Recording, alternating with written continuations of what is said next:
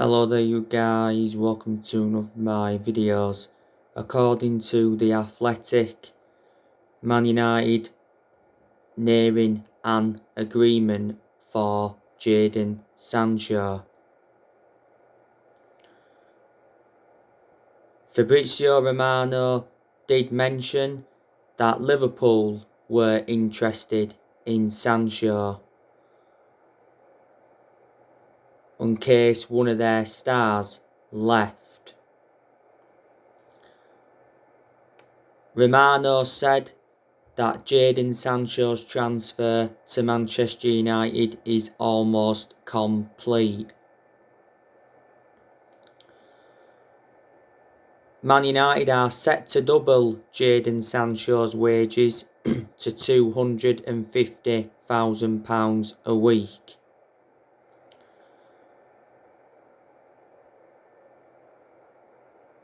I think we're paying like £77 million for Sancho. It's like 73 million up front with 4 million in add-ons. We've agreed the personal terms with Sancho, the agent fees have been agreed, and a 5-year contract has been agreed.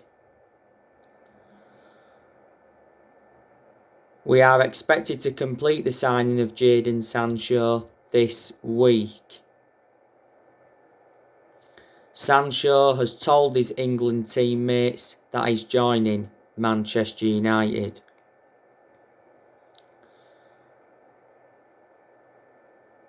Now, it said last week that Jadon Sancho's medical was delayed.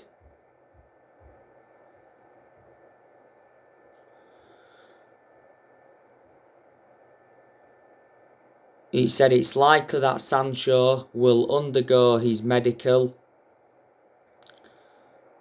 after England's involvement at Euro 2020. Not so long ago, Borussia Dortmund told us to pay a take it or leave it asking price of 77 million plus add-ons. We had an opening offer rejected for Sancho.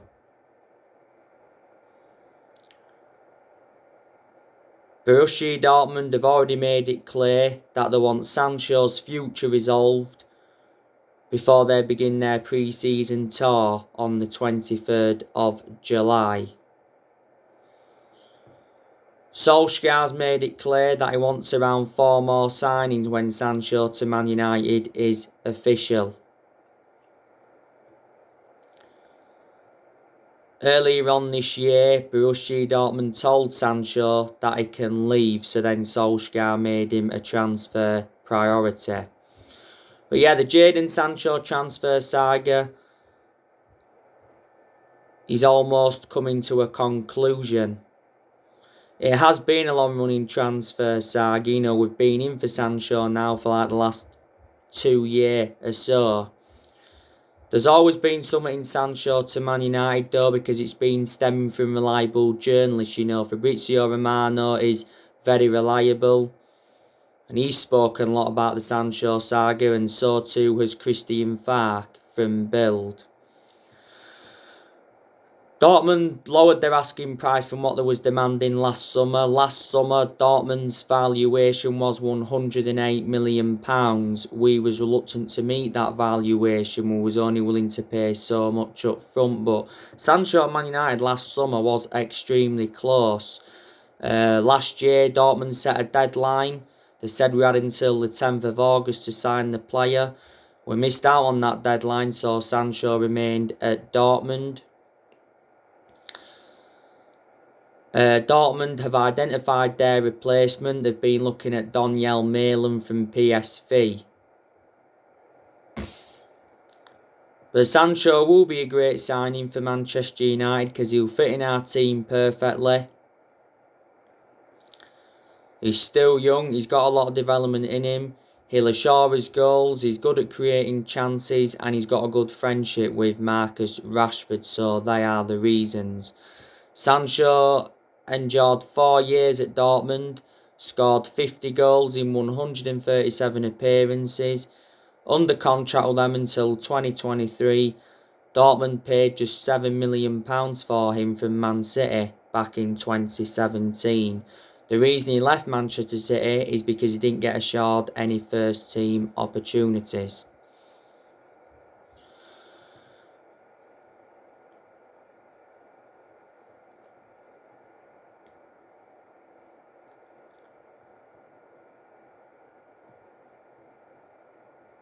Now I want to give you some more news on Eduardo Camavinga from Rennes.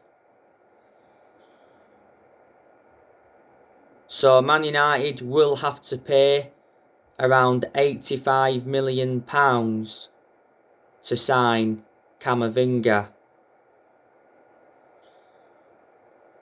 Man United have made contact with Rennes over Camavinga and further talks are planned. He says Man United will meet with Camavinga's representatives this week. Man United and Rennes have agreed a deal which will see Camavinga come to Manchester United.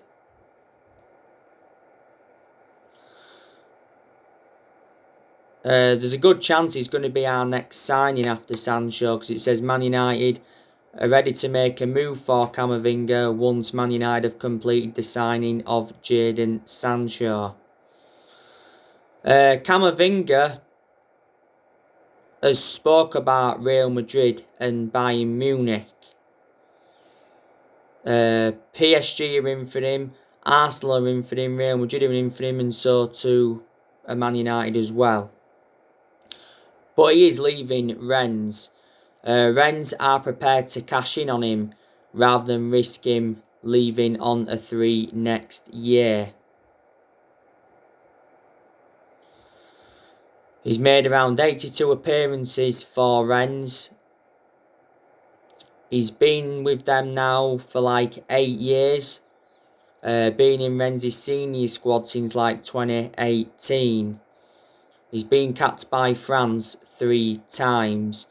Camavinga is only the age of 18.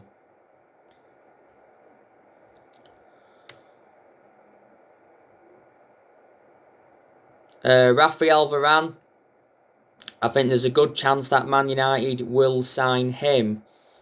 Now, Raphael Varane wants £400,000 a week in wages, but Man United are unwilling to meet his £400,000 a week wage demands. So Raphael Varane's wage demands is the stumbling block at the moment. But Raphael Varane can leave Real Madrid. Florentino Perez, who's the Real Madrid president, he recently gave us an update on Raphael Varane. He insists that Real Madrid have not received any official bids for Varane. Real Madrid believe that Varane has agreed terms with Man United. Raphael Varane wants to come to Man United, and he says Man United are progressing with the Raphael Varane deal. There was obviously rumours of a Raphael Varane and Paul Pogba swap deal, but it says Real Madrid rejected Man United's offer to swap Paul Pogba for Varane. We could get Varane for £40 to £45 million, which is a bargain.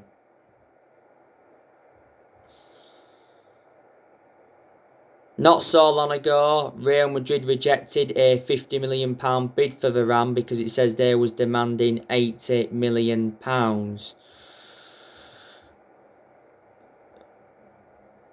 Varane's current contract at Real Madrid expires next year. He's refused the contract. Fabrizio Romano mentioned that not so long ago. Man United have held talks with Varane's agents. We went in for Varane 10 years ago under the Sir Alex Ferguson era. I'd love Varane to come to Manchester United because he's regarded as one of the best centre-halves in the world. He's highly experienced. He would exceed expectations in the Premier League. Varane and Harry Maguire would complement each other very well in our back line. Got a great pedigree as a player, Varane. He's won 18 major honours at Real Madrid.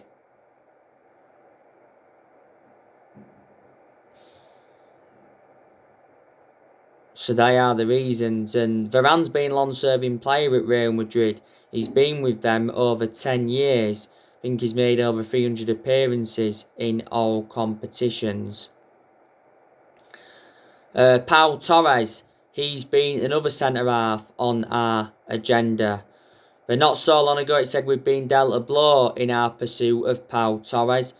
Because Pau Torres insisted that he was calm on his future. He actually feels settled at Villarreal. He did mention that he's got a contract with Villarreal. He won his first title at the club.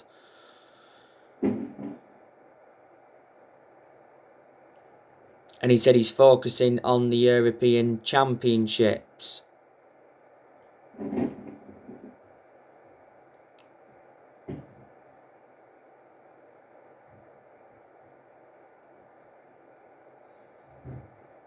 The Manchester Evening News said not so long ago that Man United were making progress to sign Pau Torres. And Man United were working on the Pau Torres deal. But it said a deal for Pau Torres is unlikely to be finalised until after the Euros.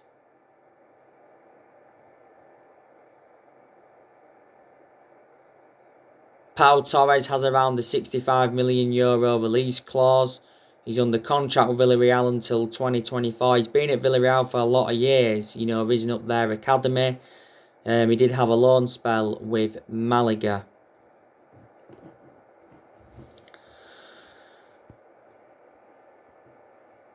Solskjaer has already decided on his transfer targets.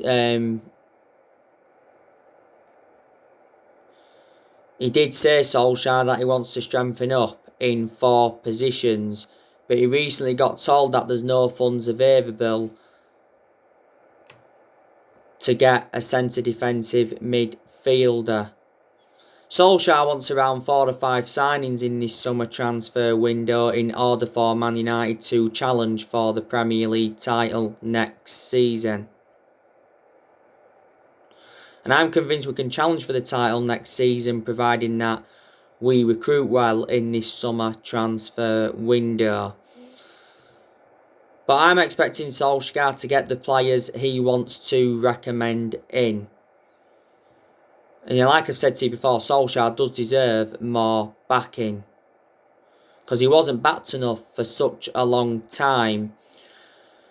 But Joe Glazer has obviously promised Manchester United supporters that Solskjaer will get the funds that are available. Joe Glazer attended a fans forum on the 4th of June. His first attendance in 15, 16 years. Obviously, a lot of United fans have been demanding the Glazers out. There was a lot of our fans that were protesting against the Glazers at Old Trafford towards the end of last season. Because the Glazers have been one of the biggest problems at the club for a long time. I hate the way the football club's been run for a long time. The Glazers have been at Man United for 16 years. They bought the club for $500 million back in 2005.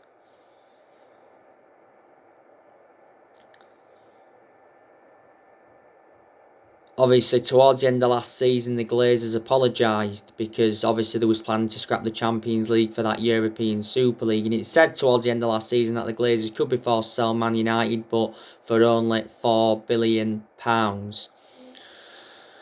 We got our financial results not so long ago. Our debt risen up to like $443.5 million.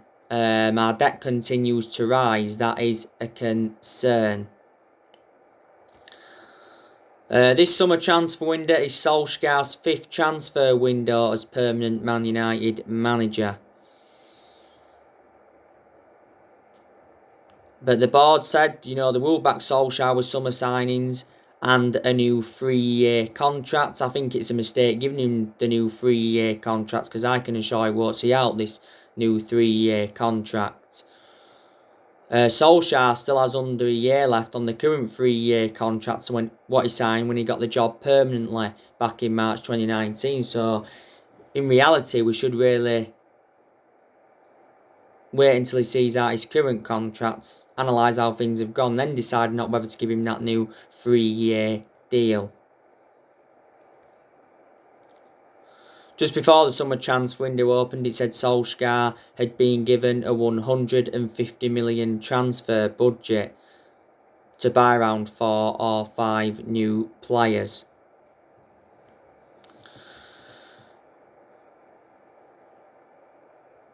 We are going to offload players in this summer transfer window, so reflecting on that, our transfer budget will increase. You know, there's a very, very good chance that we're going to sell Martial. There's a good chance we're going to sell Van der Beek. We could offload Juan Mata. There's a good chance we're going to offload Matic.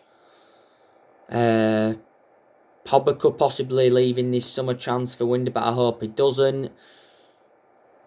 Alex Telles, he could leave. Brandon Williams, we could loan him out to gain him more experience and to get a lot more opportunities, because Williams seldom plays for us. Williams is our third choice left back. Phil Jones, good chance we'll offload him in this summer transfer window. Tuan Zebe, we're offloading him by the looks of things. Diego Dalot, he's leaving. He's out on loan with AC Milan at the moment.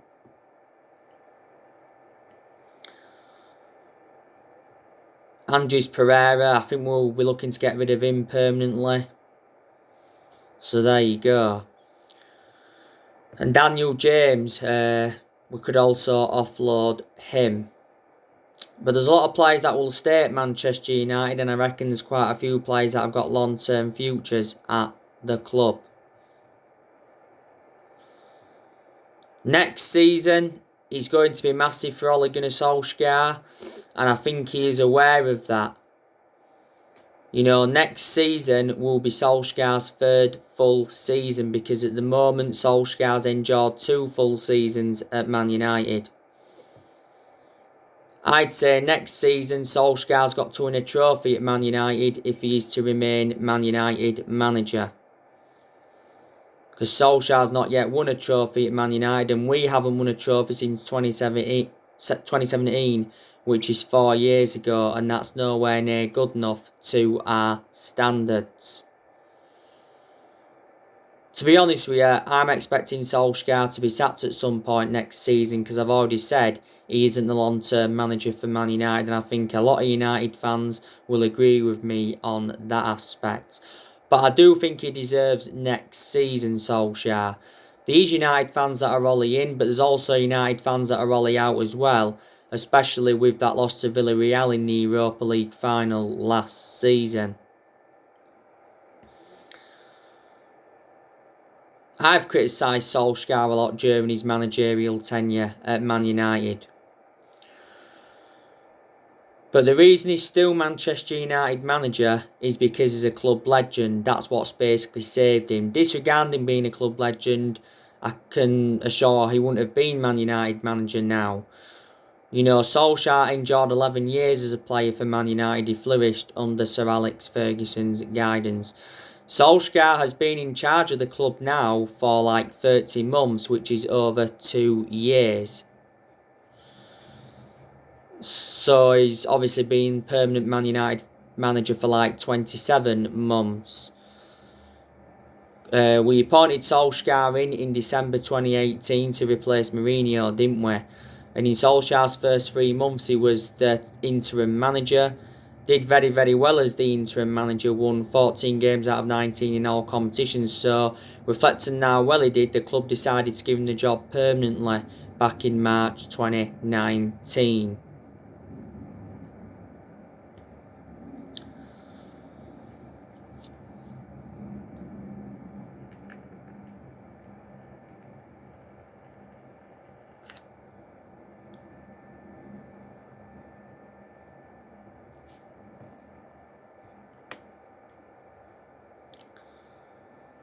But Solskjaer knew when he'd taken over at Man United, it was going to be a massive job, despite him knowing the club through thick and thin.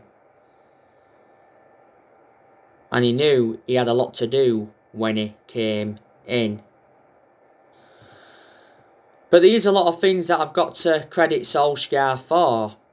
I've got to turn around and say he has done a good job. To say the current squad he was left with when he got appointed in as Man United manager. I didn't expect him to do as well as he has done, so in that aspect I am shocked.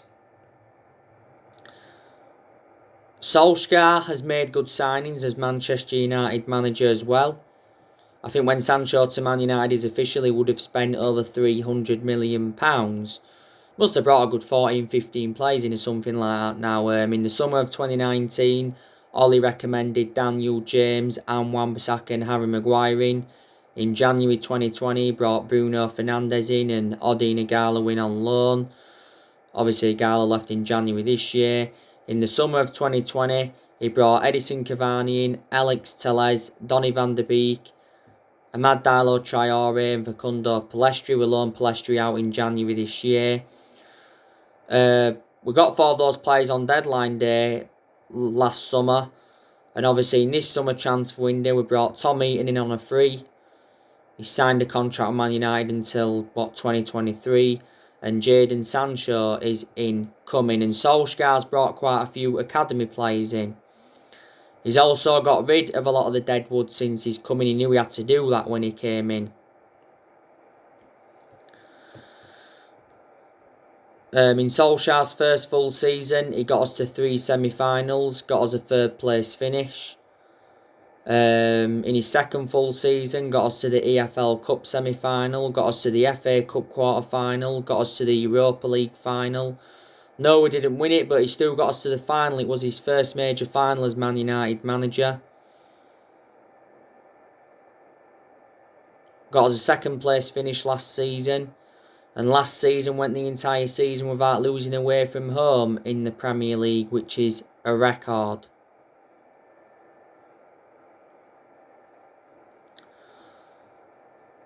I also like Solskjaer's honesty. He's honest about a lot of things. He accepted that last season wasn't a successful season for Man United. And he admits when we're not good enough in that.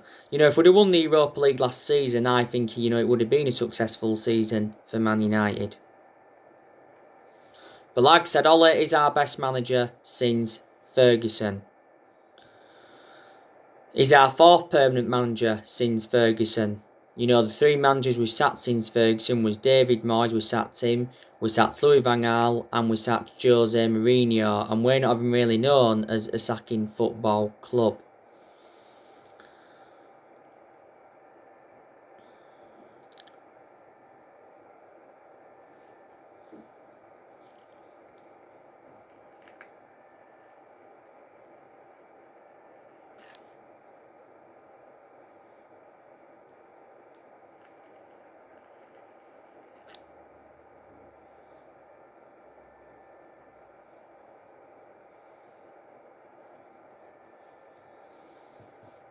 But there is good players at Manchester United, and there is players that have really, really improved.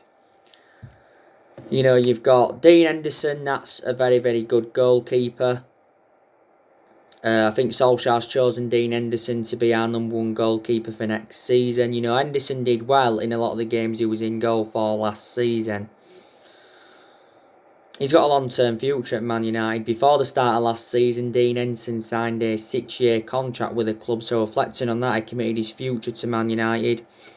Luke Shaw, he's improved. He was our best player last season, was Luke Shaw. I think Luke Shaw's had a good career at Man United despite his injuries, and Shaw's been at Man United now for like 7 years. And he still remains our first choice left-back despite the arrival of Telles last year. Eric Bailly, he's a decent centre-half, but my element of concern about Eric Bailly is too injury-prone, so in that aspect he's a liability. Towards the end of last season, Eric Bailly signed a new contract with Man United until 2024. There's an option of a further year. Harry Maguire is good when he wants to be. He was a big miss towards the end of last season because he had that ligament damage in his ankle. He sustained the injury in our 3-1 win against Villa. We overpaid for Harry Maguire though. We got him in a deal worth £80 million from Leicester, so he's the most expensive centre-half in the world at the moment and the second most expensive signing at the club. And Wan-Bissaka, I think he's improved. Bissaka is one of the best right-backs we've had since Gary Neville. He's got to show more attacking intent though, but there was some games last season where he did get forward well and he got in some decent positions and his crossing was good. Defensively, Bissaka's always been superb. He's enjoyed 2 full seasons now at Man United. Pogba, you know, he's improved. We've been getting the best out of him in recent months. Paul Pogba does bring creativity to the team, and in quite a few games last season, we played Pogba in an advanced role. He's much better in an advanced role than he is in a deeper role. Like I said to you already, I hope he stays for next season. I think Pogba will be happy to stay at Man United for next season as long as we match his ambitions. Pogba said the other week that he has more freedom with France than at Man United. And he's also set a goal target for next season. He was out with a thigh injury for a while, wasn't he, at one point last season, and he sustained some ankle injuries at Man United. Sky Sports News said not so long ago that Man United are in ongoing talks with Pogba's representatives over a new contract. He said Man United want to make Pogba the Premier League's highest paid player, with a new 5-year contract worth £104 million. Solskjaer hopes Pogba stays and signs a new contract. Pogba's current contract expires next year. We fear that he's running down his contract to leave on a 3.